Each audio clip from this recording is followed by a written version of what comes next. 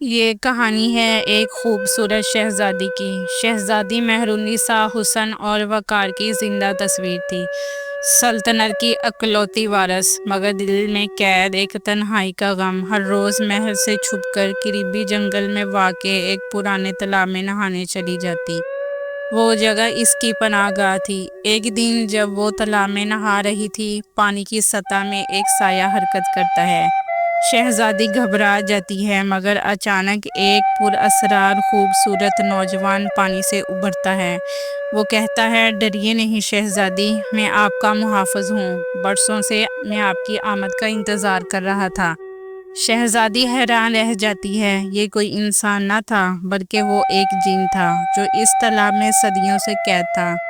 مگر شہزادی کی خوبصورتی اور معصومیت نے اس کے دل کو جگہ دے دی۔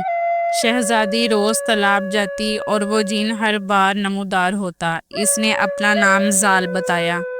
زال نے شہزادی کو اپنی دنیا دکھائی، پانی کے نیچے ایک شیش محل جہاں جنات کا راج تھا۔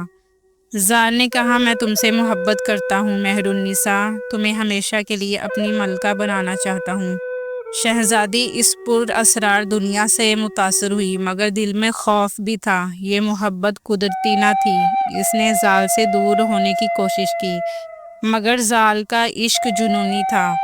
شہزادی نے دربار کے بزرگ عامل سے مدد مانگی، مگر عامل نے خبردار کیا، یہ جن کسی انسان سے عشق کرے تو وہ دنیا اور آخرت کا سکون چھین لیتا ہے۔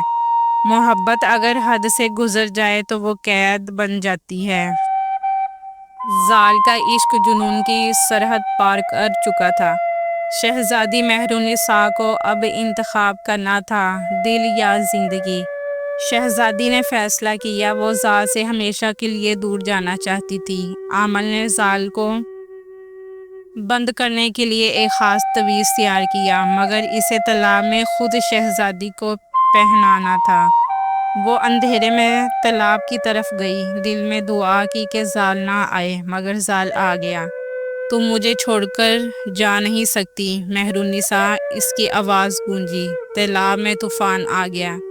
شہزادی نے ہمت کر کے تعویذ پہنا اور زال کی طرف پھینکا۔ لمحے میں زال چیخنے لگا، پانی خون میں بدل گیا اور ایک دھماکے کے ساتھ غائب ہو گیا۔ شہزادی بے ہوش ہو گئی اور جب آنکھ کھلی، وہ محل کے بجائے اس شیش محل میں تھی، اب ہمیشہ کے لیے زال کی قید میں۔ شہزادی نے جن کو ختم کیا، مگر کیا واقعی کچھ قیدیں جسم سے نہیں روح سے جڑی ہوتی ہیں؟ آج بھی تالاب کے نیچے ایک شیش محل ہے، جہاں ایک جن اور ایک شہزادی ازلی قید میں ہیں۔